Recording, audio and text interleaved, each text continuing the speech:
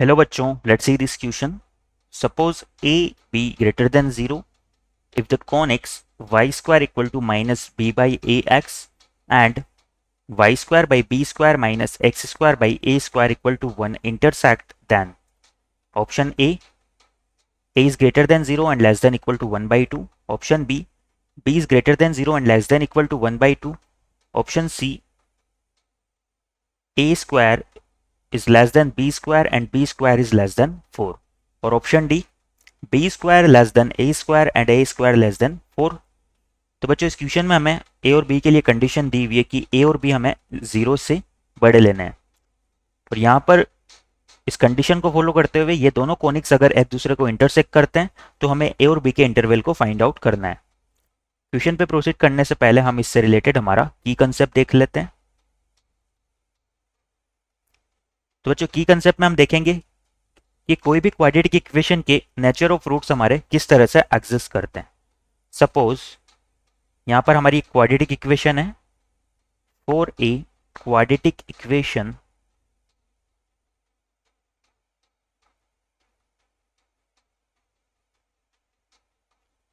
A X square plus B X plus C equal to 0. इसके nature of roots मुझे अगर find out करना है तो क्या होगा. सबसे पहले हम इसके लिए डिस्क्रिमिनेट फाइंड आउट करेंगे. तो किसी भी क्वाड्रेटिक इक्वेशन के लिए जो डिस्क्रिमिनेट होता है,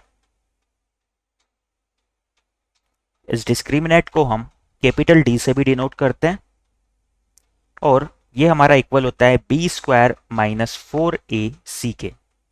यहाँ पर बी हमारा एक्स के कोफिशिएंट को और ए और सी एक्स स्क्वायर और सी के कोफिशिएंट को डिनोट कर रहे हैं. नाउ अगर इस क्वाड्रेटिक इक्वेशन के अगर मुझे nature of roots find out करना है तो क्या होगा. तो यहां पर ये सभी डी की वैल्यू पे डिपेंडेंट करते हैं. इफ डी जो है हमारा ये अगर ग्रेटर देन 0 है तो यहां से हमारी जो क्वाड्रेटिक इक्वेशन है,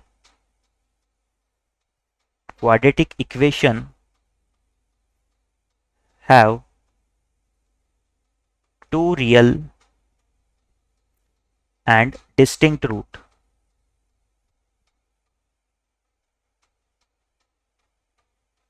सिमिलरली अगर हमारा जो डिस्क्रिमिनेट है ये इक्वल टू 0 हो जाए तो इस केस में हमारा क्या होगा. जो क्वाड्रेटिक इक्वेशन है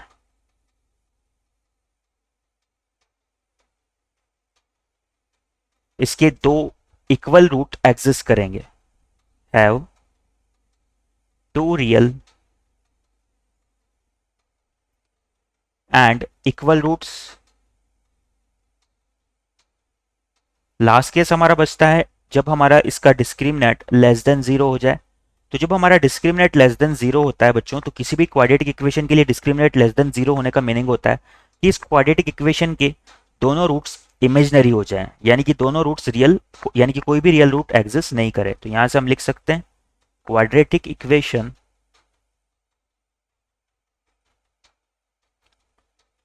हैव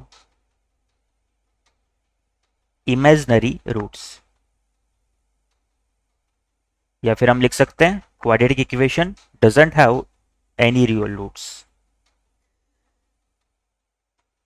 तो बच्चों यहां पर मैंने क्वाड्रेटिक इक्वेशन का कॉन्सेप्ट इसलिए देखा है क्योंकि जब हम इन दोनों कॉनिक्स को आपस में सोल्व करेंगे तो यहां पर हमारी एक क्वाड्रेटिक इक्वेशन बनेगी, और ये दोनों एक दूसरे को इंटरसेक्ट कर रहे हैं, तो हमें उस क्वाड्रेटिक इक्वेशन के डिस्क्रिमिनेट को क्या करना होगा, ग्रेटर देन 0 करना होगा. तो इस कंसेप्ट को माइंड में रखते हुए हमारे क्वेश्चन पे हम प्रोसीड करते हैं. क्वेश्चन में जो हमें कॉनिक्स दिए हुए हैं, गिवन कॉनिक्स आर, जो हमारा फर्स्ट कोनिक है वो है Y square equal to minus B by A X, और जो सेकंड कोनिक है उसमें Y square by B square minus X square by A square equal to 1. Now यहां से हम क्या करेंगे, इन दोनों कोनिक्स को सोल्व करेंगे. अगर इन दोनों कोनिक्स की बात करें तो ये तो हमारा एक पैराबोला को रिप्रेजेंट कर रहा है, और ये जो सेकंड कोनिक है ये एक हाइपरबोला को रिप्रेजेंट कर रहा है. तो यहां से अगर इनके इंटरसेक्शन पॉइंट को फाइंड आउट करना है तो क्या होगा, हम इन्हें यहां से हम वाई स्क्वायर की वैल्यू को इस सेकंड इक्वेशन में पुट कर देंगे. सपोज ये मेरी फर्स्ट इक्वेशन है और ये सेकंड इक्वेशन है, तो यहां से हम लिख सकते हैं y इक्वेशन 1 एंड 2। इक्वेशन 1 और 2 से क्या होगा?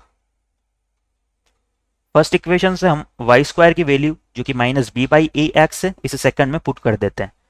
तो ये हमारा कुछ इस तरह से हो जाएगा, minus B by A X upon B square minus X square by A square equal to हो जाएगा 1 के। यहाँ पर एक बी से बी को कैंसिल कर सकते हैं और इसके बाद ये हमारी इक्वेशन कुछ इस तरह से हो जाएगी, minus X by B minus X by A B, यहाँ पर ए बी आएगा, minus X square by A square equal to हो जाएगा 1 के। यहाँ पर मैं अगर एलसीएम लूँ तो ये हो जाएगा ए स्क्वायर बी। तो यहाँ पर हमारा क्या आएगा, minus of A X minus B X square equal to हो जाएगा 1 के। नाउ इस ए स्क्वायर बी को हम 1 से मल्टीप्लाई कर देते हैं और सारे टर्म्स को हम आरएचएस वाली साइड में सेंड कर देते हैं। तो यहाँ से जो हमारी इक्वेशन हमें मिलेगी वो कुछ इस तरह से होगी, B X square plus A X plus A square B equal to हो जाएगा 0 के। ये हमारी एक्स में एक क्वाड्रेटिक इक्वेशन आ गई। ये दोनों कोनिक को सोल्व करने पे आइए और क्वेश्चन में क्लियरली बोला गया है कि हमारे जो दोनों कोनिक हैं वो एक दूसरे को इंटरसेक्ट करते हैं। अगर ये एक दूसरे को इंटरसेक्ट करेंगे तो यहाँ पर ये दोनों कोनिक जो है एक दूसरे को 2 पॉइंट पर इंटरसेक्ट करेंगे, यानी कि यहाँ से हमें x के 2 रियल रूट्स मिलने चाहिए। अगर x के 2 रियल रूट्स यहाँ से मिलेंगे तो इसका डिस्क्रिमिनेट हमारा क्या होना चाहिए, ग्रेटर देन 0 होना चाहिए। तो यहाँ से हम लिख सकते हैं this quadratic equation should have 2 real roots. और अगर इसके 2 रियल रूट्स एग्जिस्ट करते हैं इसका मतलब क्या होगा, इसका जो डिस्क्रिमिनेट है हमारा ये ग्रेटर देन 0 होना चाहिए। तो यहाँ से हम इसके डिस्क्रिमिनेट की कंडीशन को अप्लाई कर देते हैं। इसका डिस्क्रिमिनेट हो जाएगा हमारा x के कोफिशिएंट का स्क्वायर यानी कि a square minus 4 times of X square का कोफिशिएंट यानी कि b into constant term which is equal to a square b। ये हमारा ग्रेटर देन 0 होना चाहिए। इसे अगर सिंप्लीफाई करें तो इन दोनों टर्म में से हमारा a स्क्वायर कॉमन आ जाएगा और ये बन जाएगा 1 minus 4b square should be greater than 0। अब बच्चों यहाँ पर ये a स्क्वायर है और a और b के लिए क्लियरली बोला गया है कि ये हमारे ग्रेटर देन 0 हैं। तो यहाँ से a स्क्वायर की वैल्यू तो हमारी क्या आने वाली है, पॉजिटिव आने वाली है। तो इस पूरी वैल्यू के ग्रेटर देन 0 होने के लिए क्या जरूरी है कि हमारा 1 माइनस 4b स्क्वायर भी क्या हो, ये भी ग्रेटर देन 0 हो। तो यहाँ से हमारे b के इंटरवल निकल के आते हैं, b square should be less than 1/4, then b belongs to 0 to 1/2, क्योंकि क्वेश्चन में हमें क्लियरली बोला हुआ है कि a और b हमारे ग्रेटर देन 0 है। तो हमने b का पॉजिटिव इंटरवल ही यहाँ पर लिया है। नाउ हमारे ऑप्शन से एक बार देख लेते हैं हम। तो इस क्वेश्चन के रिगार्डिंग हमारा b is greater than 0 and less than equal to 1/2 ये करेक्ट हो जाएगा। यानी कि इस क्वेश्चन के रिगार्डिंग हमारा ऑप्शन बी आंसर हो जाएगा। बच्चों यहाँ पर 1/2 के लिए इक्वल टू साइन इसलिए आ रहा है क्योंकि दो कर्व अगर एक दूसरे को इंटरसेक्ट कर रहे हैं तो वो एक पॉइंट पे भी इंटरसेक्ट कर सकते हैं और 2 पॉइंट पे भी इंटरसेक्ट कर सकते हैं। तो यहाँ पर हमारे पास d greater than equal to 0 की कंडीशन लगेगी। तो यहाँ पर 1/2 पे हमारा क्या आ जाएगा, क्लोज ब्रैकेट आ जाएगा।